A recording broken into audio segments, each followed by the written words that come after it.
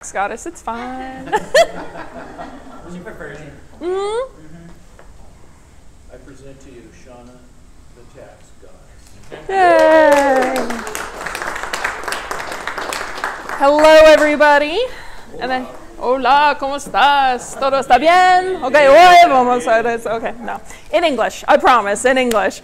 Good morning, everyone. My name is Shauna Wekherlien, and I'm more commonly known as the tax goddess. I'm a CPA, Master's in Taxation. I'm also a certified tax coach, a certified tax specialist, and about 4 months ago, I was ranked in the top 1% of tax strategists in the country. So I love, thank you. I absolutely love tax strategy. It's one of my favorite things to do. And as you guys were all talking earlier, it's about helping the owners, the small businesses, the individuals, right? This is how we make our country great. And I personally believe that tax strategy is a huge piece of that. As you heard, 300 billion, 30 billion, huge numbers in taxation. So every little penny that we can save for the business owners, for the individuals, that's going to help us, help the economy, help the growth, the jobs, absolutely everything else. So I'm so excited to be here with you guys today. Yay! We get to go, yay! We get to go over 3 main topics today. One, there was a court case November of 2016 that specifically impacts financial advisors. So we're definitely going to be going over that. What does it mean? What do you need to do? We're almost at the end of 2017, so making sure that you guys are all in line and everything is organized for that. We will be going over some of the differences, not nearly all of the highly technical detail that we heard earlier, but some of the differences between the currently Senate proposed bill and the House proposed bill. Where do we think that's going to go? Every morning, first thing I do when I wake up in the morning is, did it pass? Oh, it's not passed yet. Okay, so we check it every single day, make sure what's happening, what are the tweaks, where are we going from there? And then, of course, the very last piece, talking about some tax strategies, because they're awesome. So, yay. I have to throw in some, at least some. All right, so let's get started. This is me. I am also published author. We'll be giving away a couple of books. Heather's going to be passing around. There's a big red bin, and in it there are some letter openers, steal one, but make sure your card's in there. We've got some drawings at the end, so if you guys can make sure your business card's in there. Sometimes I'll refer to myself as a tax Jedi, okay? So there is the dark side, right? I mean, you guys can picture the IRS kind of with the right, the breath. I can't do it. I'm not that cool. But the tax Jedi, we fight on the good side to keep the money in your guys' pocket. So, who's in the crowd? I mean, I know a little bit about you guys because I was here last year. I've heard we've got insurance, financial advising, right? What else? What else is in the crowd today? Is that everybody? Yes? Any attorneys? Any attorneys? No? Okay, well, this is cool because that means I get to talk to a very specific audience, which is awesome. One of the things I love is questions. Love questions. So as I'm talking, if you guys have a question, feel free to raise your hand, shout out, whatever it is. I love answering questions. All right. I may be using you guys in my examples, so I'm not picking on anyone, I promise. Oh, we're pointing. Oh, we're picking on the new guy. I like it. Okay, cool. All right. Tax reform. There are 2 major bills that are out, right? Oh, and those colors you cannot see on that screen at all. I am so sorry. We will make sure that a copy of the presentation goes out afterwards. Sorry about this. You're going to have to listen instead of look. I'm so sorry, guys. So tax reform, we've got the Senate bill and the House bill, okay? House bill is good for some things. Senate bill is good for other things. So major differences. Both of the bills are talking about a drop in the corporate tax rate. Current high corporate tax rate is 35%. They're talking about dropping it to 20%. Now, in the House bill, if the House bill version passes, that starts this year, 2017. So, side tangent, what is one of the strategies we should look at doing? Set up a C Corp before the end of the year, right? If you have it and it's just sitting there, that's okay. At least you have it. It's in place. If they pass this thing December 30th, you could potentially shift money from your main entity into the C Corp on December 31st, still meet it if the House bill passes. Doesn't do you any harm to have a C Corp sitting there open, waiting. Okay? Please. As a C Corp, the old medical reimbursement that I remember may be gone forever as far as I know. Are there C Corp medical reimbursement plans that are still going to be in effect? As far as we know at this point, yes, there are. And the effect of that is it's a corporate deduction and not chargeable to the individual as income. You got it. And it's a 100% deduction. So C corporations actually have a lot of really awesome strategies that tie to them, the medical being one of them. They're fantastic use cases related to people before Obamacare, when everyone was uninsurable and you couldn't get policies. Fantastic use cases for C corporations. Someone would get cancer, the company has a $200,000 deduction against its income because it paid every single medical bill. So that is still in effect at this point in time. One of the big questions that you really want to look at there is who are the other employees, and are you part of something called either an affiliated group or a consolidated group? We have seen cases where an owner unwittingly sets up a C corporation and has another company with 15 other employees.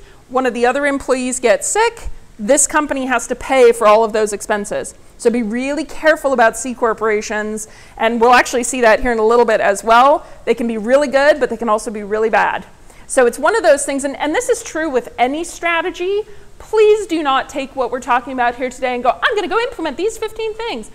Talk to your strategist, right? Because every strategy is extremely specific to the person and the case that it's being used with. So just like you guys in your industry, right? You wouldn't just say, yep, everybody gets a C Corp, right? That doesn't make sense. Everybody has specific outcomes and family situations and everything else. Great question. Thank you. All right, so cut in the corporate tax rate. Either way, corporations are going to win, and it's really just a question of whether it starts in 2017 under the House bill or whether it's going to start in 2019 under the Senate bill. So either way, setting up a C corporation is a good thing. That is something I can recommend. You might not want to use it until you know how to use it. Oh, it's like using the power of the dark side until you know. I love it. Good point. I love Star Wars, and I'm so excited for it to come out. Anyway, right? So point being, C Corps can be fantastic, but watch how you're using them. They're very specific, okay? Depreciation, this is the second point. Under both the House bill and the Senate bill, so let's back up. Depreciation, right now when you buy a piece of equipment, let's call it a heavy piece of equipment, something that costs more than $2,500, you are required to depreciate that asset, which basically means that you take the life of the asset, 5 years, 7 years, 10 years, whatever it is, and you take that cost and you write it off over time. In both the House bill and the Senate bill, they're looking at getting away from depreciation completely. Yeah, that's a big wow, okay? Because there are some companies that buy millions of dollars in equipment. They're also talking about no cap on this. If you buy $5 million worth of equipment, you write off $5 million worth of equipment. That is a huge change over the current situation, okay? Major differences here is that the House bill is talking about this only lasts for 5 years. Senate bill lets it last for 5 years plus another 5 years with kind of a phase out, 20% phase out over that second 5 years. So either way, for the next 5 years, can you guys tell why they're doing this? They want to boost in the economy. They want equipment purchased. They want it purchased now. They want money being spent as much as they can. So both the House and the Senate are going for this no depreciation rule, which is amazing, okay? Tax cuts permanent, depreciation 5 years or 10 years figuring out. That is correct. Yeah, depreciation, both of them have it phasing out at some point, correct. Brings back manufacturing too, to a certain degree. Absolutely. Yeah, there's going to be quite a bit of, you know, if you're buying a $100,000 piece of equipment and you're in the 30% tax bracket, instead of having that 30% over the next 5 years, 7 years, 10 years, all of a sudden you have $30,000 worth of cash back in your business. Any business buying equipment, this is going to be good for construction, any of it. Okay. The next one is pass-through income, and this is one of the unfortunate bits about almost every professional sitting in this room, okay, including myself. We are, most of us, professional service industries, right? Accountants, insurance, lawyers, right? Financial advisors, we are all professional service. We are typically the person giving the advice, actually doing the service, okay? Both the House bill and the Senate bill passed a lower rate for businesses, for pass-through businesses, which would include partnerships and S corporations, which many of us are, right? except for us, because we are professional services. The government, both of them, House and Senate, felt that that was not appropriate. Now, there's some little tiny tweaks in here, differences between the House and the Senate. On the House bill, the tax rate drop goes from 39.6, which is the current highest individual income tax rate, to 25%. However, if you make $75,000 or less, your tax bill can be as low as 9%. Now, why do you think I think a C Corp would be a great idea? Because you're not the one necessarily making the money. They said if you make $75,000 or less, it's 9%. So who in here wants 39.6? Can you raise your hands? No? We'll all take the 9% rate. We're thinking 9% is better. Okay? This is one of the reasons you want to be talking to a strategist, right? How should I set up multiple entities potentially to shift income legally, all above board, of course? How do we shift income so that you and your family get the lowest possible tax rate, right? At 9%, I'll take that all day. Okay. So when we're looking, and that includes the professional services people. That's all of us, which is awesome. Okay, now that's the House bill. Quick question for you. Please. If they're statutory, are they still able to do that? Yes. Yes. So let's talk about statutory for a second. So, and actually we're going to come to that, or the whole section about financial advisors, right? Okay. So you're getting a W-2, but it's a statutory W-2, right? Which still allows you to have a Schedule C, right? So all of your expenses, everything else. Okay. Your adjusted gross income cannot be over 75. What if, on the tax return, what if we created a C corporation, you paid your C corporation for consulting, marketing, advertising, whatever, some other type of business expense. All of the income got shifted to the C corporation, which now has this beautiful 20% tax bracket, right? And now you're under 75,000. So certainly there are some goods and bads, right? Just like everything else, right? With the IRS, anytime you get a good, you get a bad, right? So the good is, here's the carrot of these lovely low little tax rates, right? The bad is, ooh, if you structure it wrong, you're in big trouble. Right? Okay. So again, talk to your strategist, make sure you're doing the plan, right? Now, of course, a lot of it is, well, how do I plan, like, how do I know which bill is this, right? Which one are we going to get? With a lot of this stuff, it's very similar. As you're hearing me say, this is the same, with a slight little tweak, right? So you can set up a lot of the base structures that you may need for you and your plan, and still be able to go either way depending on what passes, when it passes, if they can get it passed before the 22nd. We have 10 days. We'll see. Believe it when I see it, when it's actually in writing, okay? So the only difference here with the pass-through income going to professional services is that on the Senate bill, so really all of us professionals should be kind of voting for the House bill on this side, okay, or at least this piece of the House bill.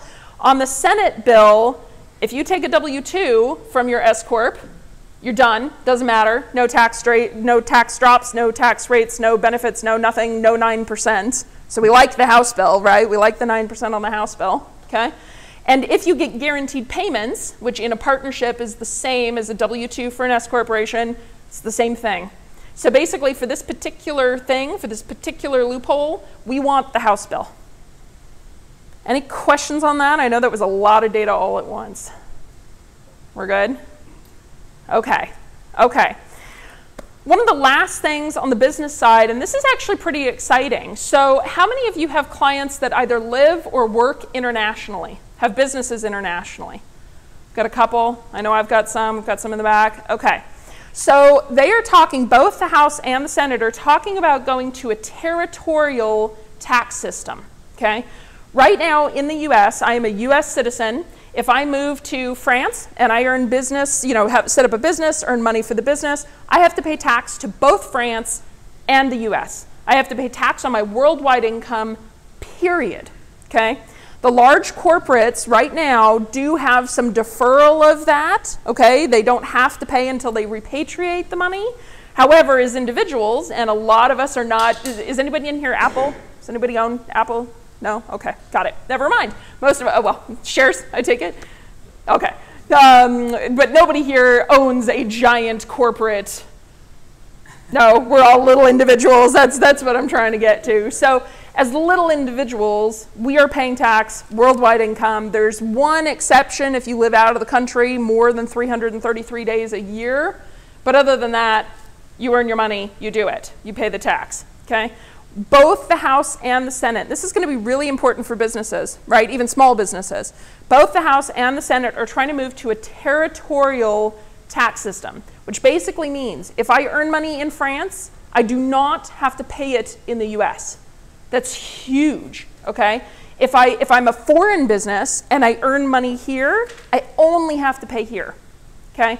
The reason why they've put this into both bills, the House and the Senate, it makes America as a country a much better place for foreign investors to come in and much easier to keep American jobs here, right? A lot of companies, bigger companies, will go overseas, hire overseas because they can earn the money there. They don't, with the corporate level, don't have to pay the tax. So this gives the little guy the ability to act like the big guys. Okay, so I think it was a couple of years ago, there were articles about Apple. Are we forcing them to repatriate money? What are we doing, right? This is giving the small guy the same break as the big guy. That's huge in the tax world. Okay, major differences, it's just little tiny percentage rates between the House and the Senate. So as you can tell, this is one of the few areas where both sides think this is extremely important for everything, for the work. Okay. Any questions on the business side? Yes, please. Are they still considering 10% for the tax for the repatriation tax for money over, or do you know of any other percentage? What they're talking about right now is 14% on cash and 7% on non-cash. So if there's equipment or stock or anything else that you're bringing back. Stock, you mean like inventory? Inventory, yeah. Cattle, it depends on what your business is, but it could be considered inventory. Yes, this is true. Yes, yeah, basically 14 and 7. Yeah, so either one they've increased, right? But even you can tell even just in the tax rate, right? It's 14% on cash. You know, that's great if you want to bring your cash back, right? But it's a higher tax rate. We want your goods here. We want the jobs here. We want the buildings here, right? So they're giving you a lower tax rate on the actual stuff. Right, your actual inventory. Go ahead. On the corporate tax rate, we always hear them saying it's 35 to 20, 35 to 20. What's happening at the other end? You got 15% on the first 50,000. Are they changing that? As far as I know, they're not even talking about it. It's all staying the same. Yeah.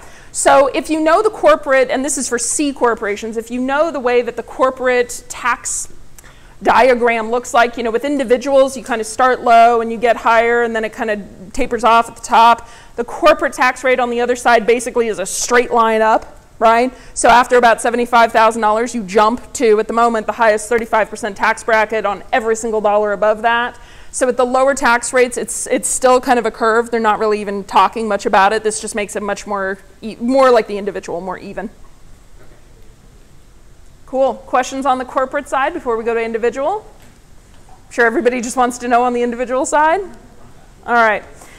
On the individual side, the House bill versus the Senate bill. The House bill is simpler. Okay, there are only 4 tax brackets in the House bill. Each bracket, therefore, is larger dollar figures. You're looking at 12% as the lowest and 39.6 as the highest. In the Senate bill, there are 7 tax brackets. 10% is the lowest and 38.5 is the highest. So the Senate bill is more representative of what we have now. They are making each bracket a little bit bigger. So definitely worthwhile for your clients taking a look at the new rate table for each one. There are a lot of cases where you want to do planning right around, listen, should we put that extra $5,000 into an IRA just to get you under that tax bracket? Should we be buying certain insurance policies, whatever it is that we need to do to try and stay away from those brackets. So it may be worthwhile looking at the 2 proposed rate tables to see if any of your clients are close to those numbers, okay? Both the House and the Senate bill nearly doubles the standard deduction. Okay? The personal side is where we start getting into a lot of arguments, a lot of people really getting upset about what's being taken away, what's being added, what's being changed. The reason why they're doubling the standard deduction is they are removing the personal exemption. Okay? Now the standard deduction is great, right? If you're husband and wife, 1 or 2 children, standard deduction is just fine. It's when you start having 3 or more children that losing the personal exemption can actually hurt you, okay? So what ends up happening is this is combined with some of the child tax credit issues. As you start, if you have any clients with 3 or more children, please have them take a look or help them look at which of these 2 bills and how is it going to impact them, okay? The combination with the child tax credits, I'm going to jump, and I know you guys can't see that, but jump down. On the House bill, the child tax credit is $1,600. Right now it's $1,000. On the Senate bill, it's actually $2,000. So with anyone with multiple children above 3, the Senate bill is the way we want to go. So you guys can see how this is starting to kind of cause division, right? Like for half of this stuff, we want the Senate bill. For half of this, we want the House bill. And no big surprise, this is why nothing's being resolved, right? Because you've got very serious parties on both ends of that. Please. 2 things, going maybe back toward the business a little bit, but also to the personal. One of the things we've been able to do with C Corps in the past is take a 100% corporate tax deduction for long-term care and have it also not chargeable to the individual as income, but they could still own the policy. The second thing is, what about people that have foster children? Are they going to be entitled to the tax credit as well? There's some serious issues. Well, the foster children for the child tax credit, Right. yes, you're fine as long as they are legally your children at that time. Like if you're actually, well, if you're, yes, adopted. So they can't be foster. They can't be foster. Yeah. Yeah, they work for the dependency, but if they take away the personal exemption, right, if you have more than 3, now you start running into problems. Okay, with the long-term care, again, it goes to the C Corp thing. As long as everything else lines up, you're still good on the long-term care bit. Okay, yeah. Okay, so one of the big things that really is causing quite a bit of argument here is what's called the SALT deduction. This is the state and local income tax deduction, okay? Both the House and the Senate are saying we will allow property taxes, but capped at $10,000. Now here in Arizona, that could be okay, right? Our property taxes are not very high. New York, New Jersey, Florida, right? All of your clients that are in these super high property tax states are not happy about this, okay? Now, you heard me say state, excuse me, state and local income tax, SALT, right? Property tax is just one little tiny piece of that. Your state income tax at the moment is a deduction. When you're making $500,000 a year and your state income tax is $25,000, $40,000, $50,000, that's a huge deduction that will no longer exist on your itemized deduction, Schedule A for the feds, okay? Now I'm going to give that a second to kind of sink in, okay? No state income tax deduction. State and local, we have a lot of New York City, right? There's a lot of local income taxes. That is all gone under both the Senate and the House bill. So what does this really mean for you and your clients? If you have any clients in those high property tax states, right, there's going to be a major shift in the amount of income tax they're going to owe, either way, okay?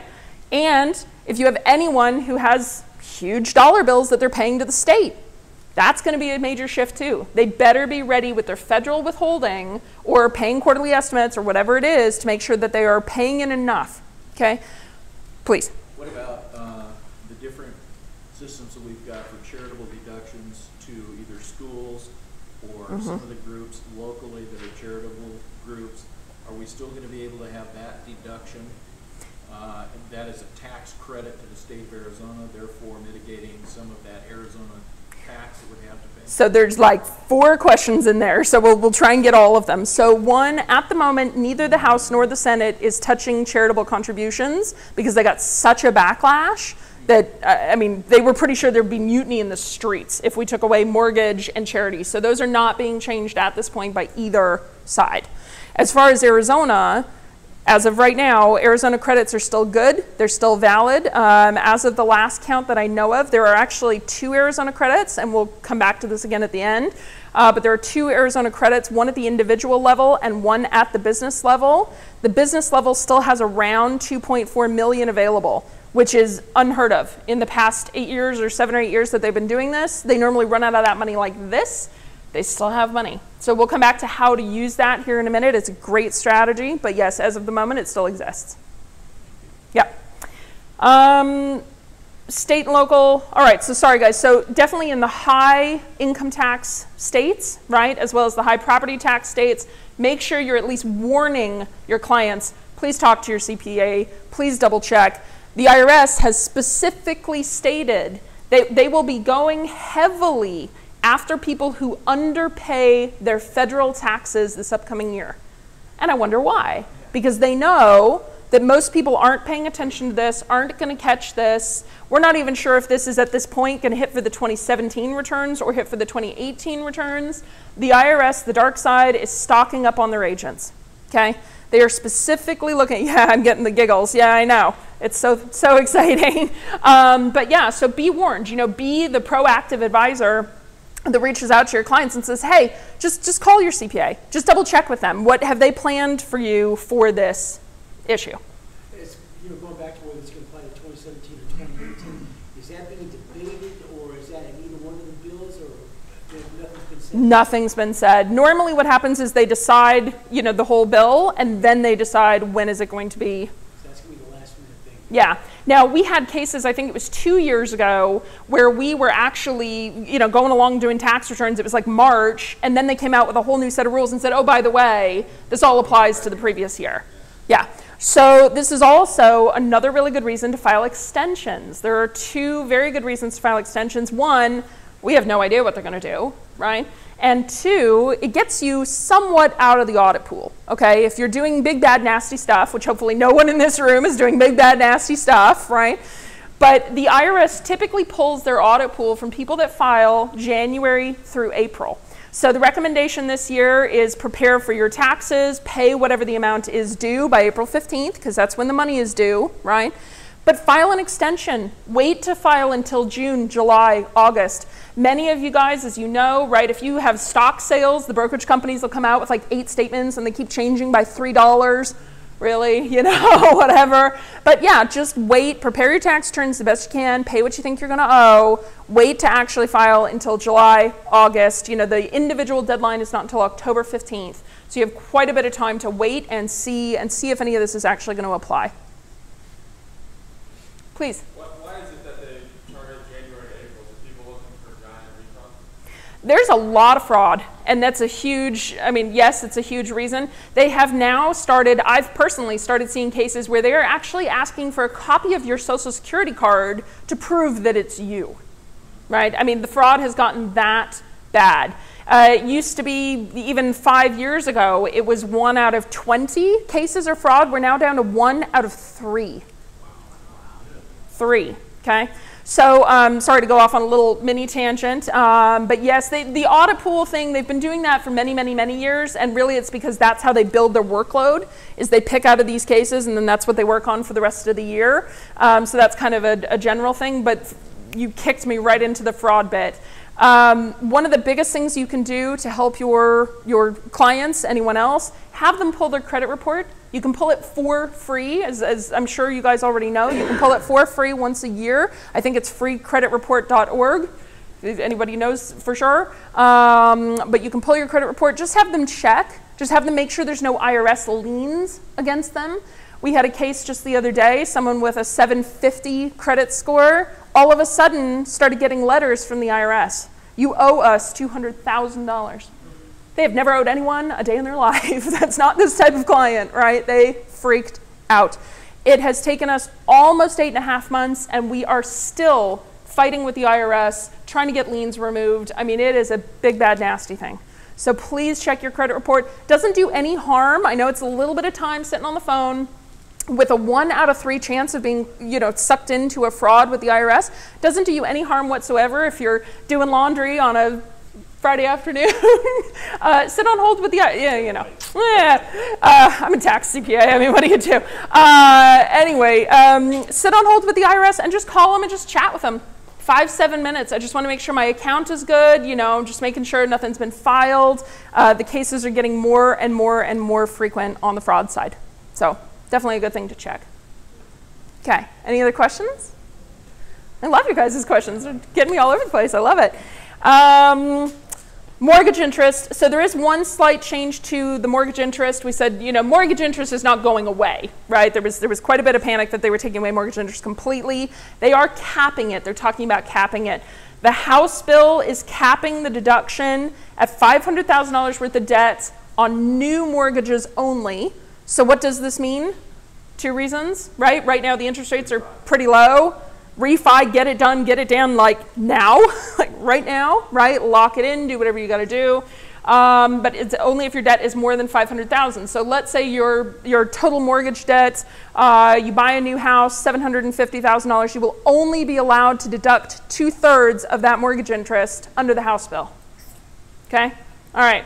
Senate bill is a little bit better. You have a $1 million debt limit. However, Senate bill says no deduction on HELOC, home equity line of credit. Okay? A lot of people will go get HELOCs to remodel a kitchen or you know, build a little casita or do whatever it is that they're doing. Don't even bother, right? So another thing right now, if you have a HELOC, you may want to consider talking to your mortgage advisor, see if they can refinance, get it all into one debt for you. But the Senate limit is $1 million on regular traditional debt. Okay. The other big thing, the other major difference, House bill doesn't talk anything about this. When y'all sell your home, right, if you've lived in it for 2 out of 5 years, 100% tax-free, we like that. That's pretty good, right? Especially here in Arizona, people tend to move a lot, okay? Senate bill is actually increasing that. So currently it's 2 out of 5 years. Senate bill is talking about 5 out of 7 years, which is much more rare, right? Most people, if you're gonna move, they're moving more frequently. So something to watch, another difference between the two bills. And then teachers, I always like to throw this in there, it's one little piece. Teachers right now, the deduction, if you're a teacher, you get $250 on your tax return for supplies for the room. Under the House bill, that goes to 0, it disappears. Yeah, not cool. Anyway, I'm not doing opinion, I'm so sorry, but teachers under the House bill goes down to 0. Under the Senate bill, they're actually increasing it. They're going to 500. So better for our teachers, which is good. So again, as you guys can tell, there's a lot of, you know, should we go with the Senate or go with the House, right? There's just, it's almost half of one and half of the other, depending on where you sit. So, all right, any questions on any of the House or Senate stuff? Are you going to talk about estates at all, or any of that? I wasn't planning on it, I'm so sorry. But you can always email me, Shauna at Tax Goddess, and I would be happy to answer. We do also do a Facebook Live every Tuesday, so if you email me a topic, I'd be happy to cover it in one of our Facebook Live. Okay. All right, so this is specifically for you guys, okay, the financial advisors. So in late 2016, okay, there was a case called Fleischer versus Commissioner, and basically for the past 20 years, the standard way of doing this, all right, is that I'm earning commission myself, and I am moving the money from my personal bank account or directly depositing it into the bank account of an S corporation that I own, okay? Commissioner actually won this case and said, absolutely not. You cannot do that. 100% of the revenue will be taxed as an individual, which means a sole proprietorship, which means the highest possible tax bracket of effectively 55%. 55%. And, by the way, all of the expenses that you paid for out of your S corporation stay in the S corporation. You can't move them to your sole proprietorship. Big, bad, nasty impact for financial advisors. Now, on the insurance side, the insurance guys are fine. They haven't done anything about this on the insurance side, but if they're coming after the financial advisors, where do you think they're going next? This is a huge source of revenue for the IRS, okay? Why do you think they're stocking up on the dark side, guys? Right? I just picture all these like little stormtroopers, right? Just, okay, anyway. I just have a quick question. Please. When you're saying financial advisors, are you talking solely about investment advisors? Because yes. Just in our industry, specifically in Northwestern Mutual, we call our advisors financial advisors, so we're doing both risk and... I'm so sorry. Yes. Okay, so I just wanted to make sure. Correct. Yeah, so as I understand it, there are two completely different chains of income that come in, right? And in some cases, you're allowed to put that income into a business. That's fine. That's absolutely allowed. It's been doing that way forever. And in other cases, you are required to put it into an account that ties to your Social Security number. This is the income they've been going after. Okay. So if you're already a sole proprietor, you might as well just stay a sole proprietor. You know, you're talking to a tax strategist, right? In my mind, it depends on how much money you're making. If you're a sole proprietor and you're happy with how much tax you're paying, stay there, be great, that's fine. Today we're going to be covering a few options. If you are an S corporation, how do you fix this? Because a lot of people have been doing this for 20 years, right? A long time. So, okay. Just as a functional matter, an independent insurance advisor like myself, I have my business, which is LLC taxing and I've got obviously me as an individual. Right.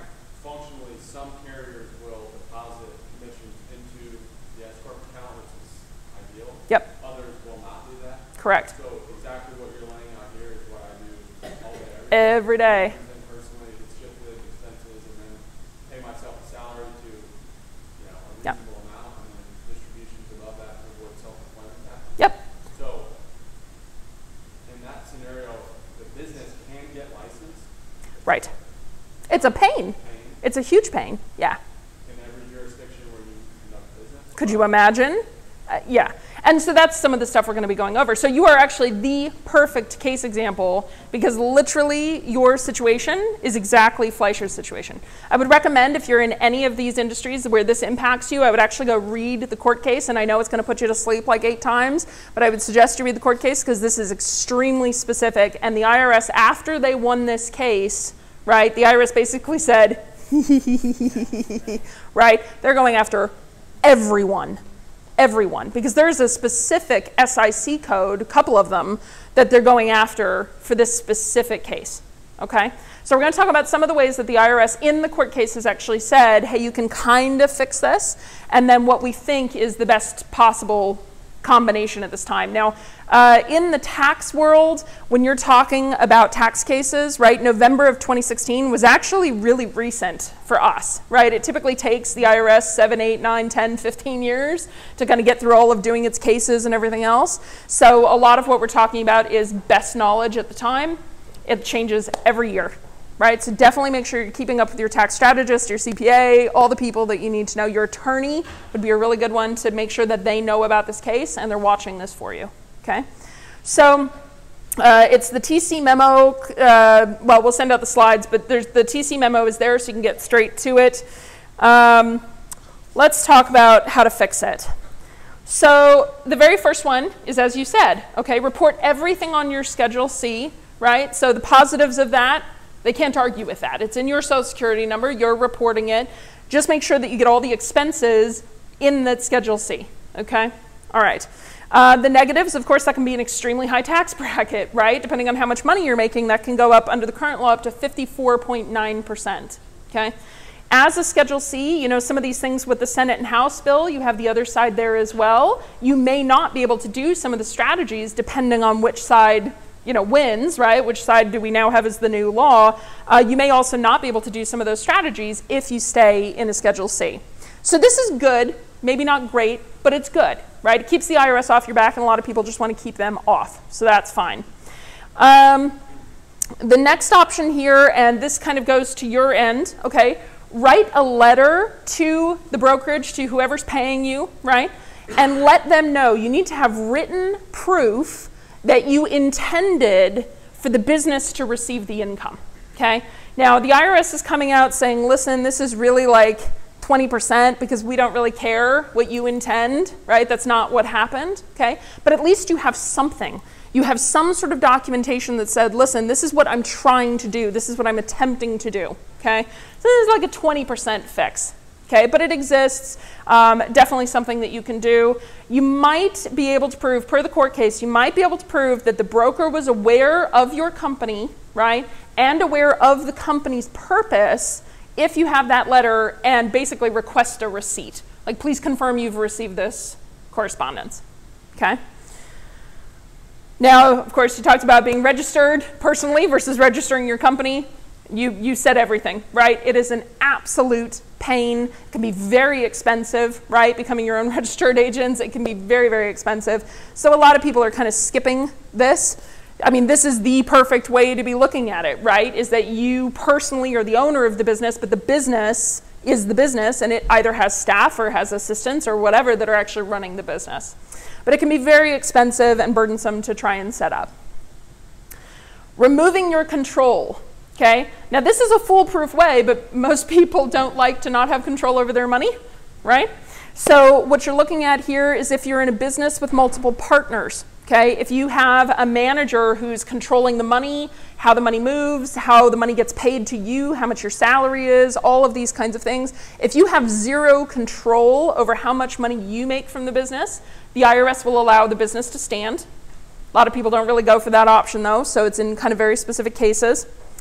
The last one here is the S corporation. So technically you have a structure that can work, okay?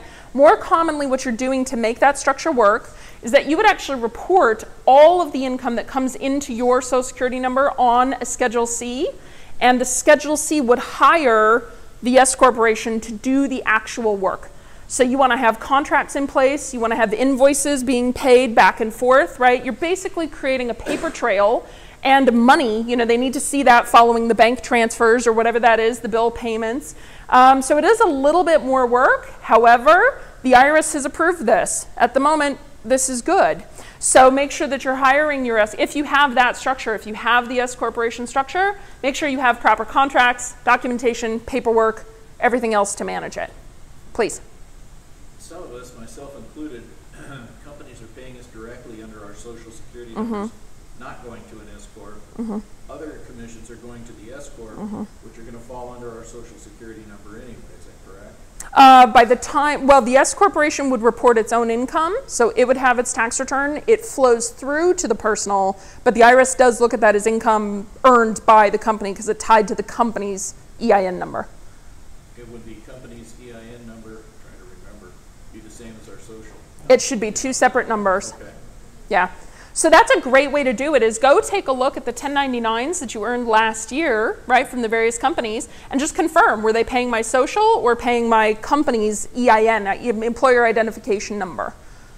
So we can request that they pay it to our Social Security versus our EIN, even though we're receiving the money under the sub-S. So that's where we start getting into problems, right? Is where did the bank deposit it versus what does the 1099 say? And this is how the IRS is actually tripping people up. This is how they caught Fleischer, right? Was that the bank deposits were in one place and the EIN or Social Security number was different. Yeah. So definitely take a look. I mean, either way is fine. You know, you can go 100% the Schedule C, you can go with the S corporation, you can pay the S corporation.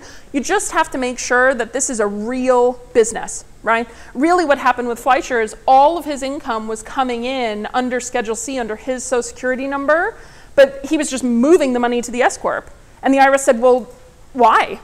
The S corp, there's no business purpose for the S corp other than getting around tax. And guess who doesn't like that, right?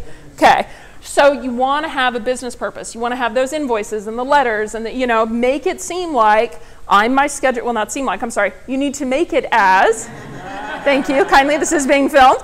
You need to make it as, I am the Schedule C, I am earning my money, and I have hired this company, who, by the way, happens to also pay me a salary to do a job for this company, to do XYZ work, and I'm going to bill this other Schedule C for it.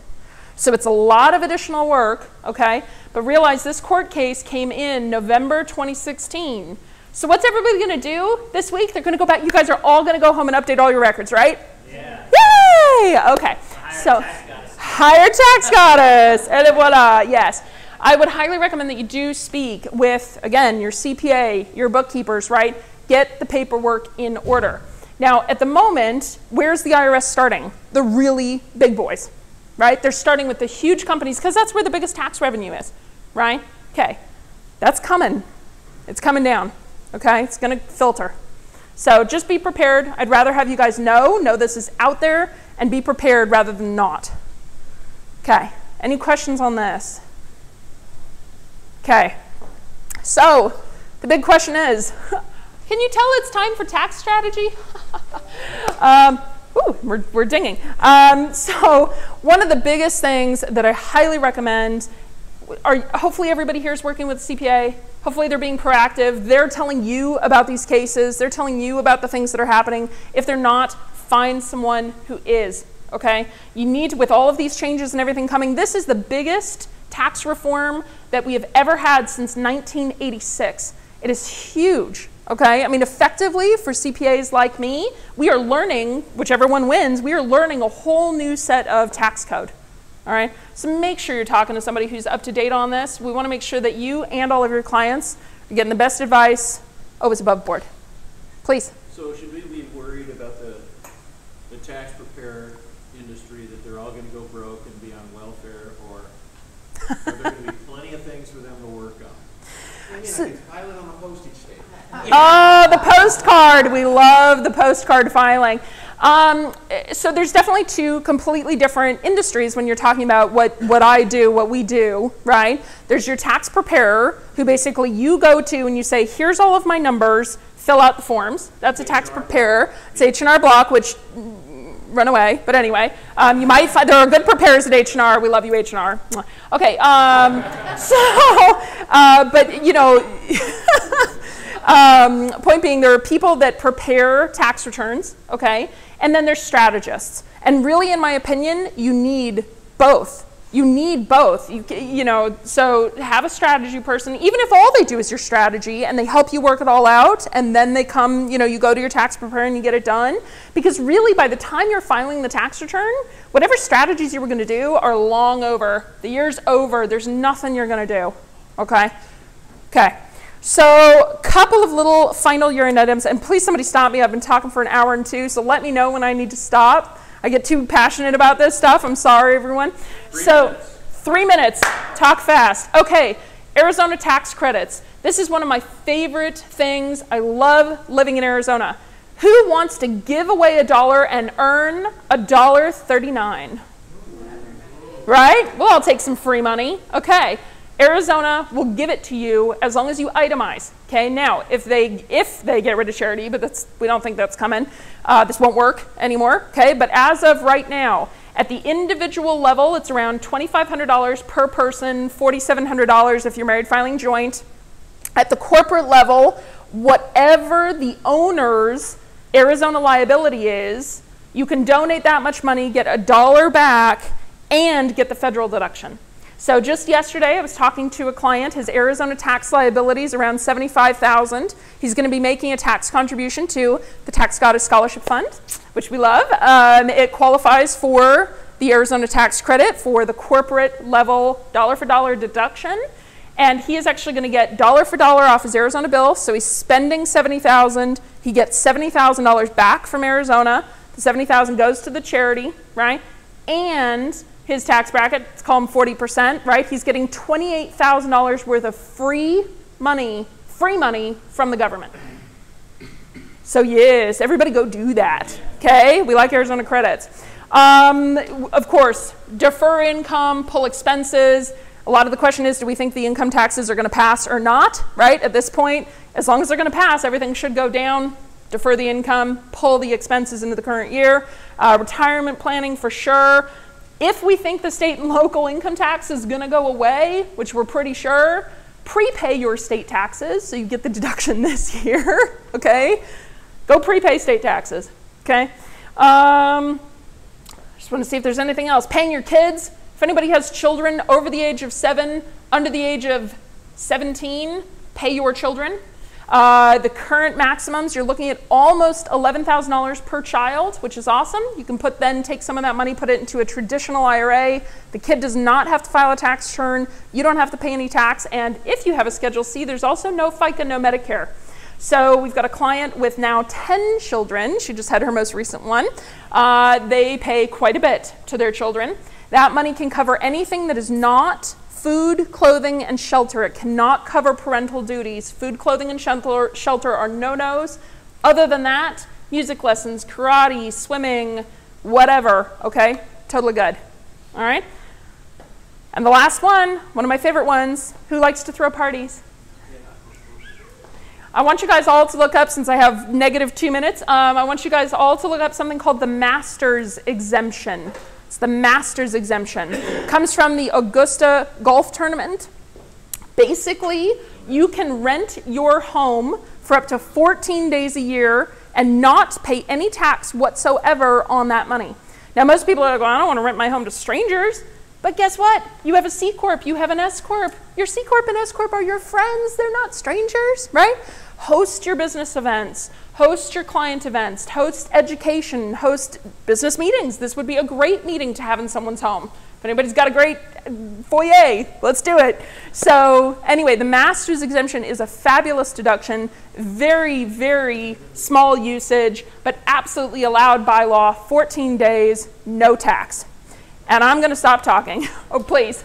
Real quick, cryptocurrencies, are those, I know you probably get this question a lot, but are those just going to be normal short-term versus long-term?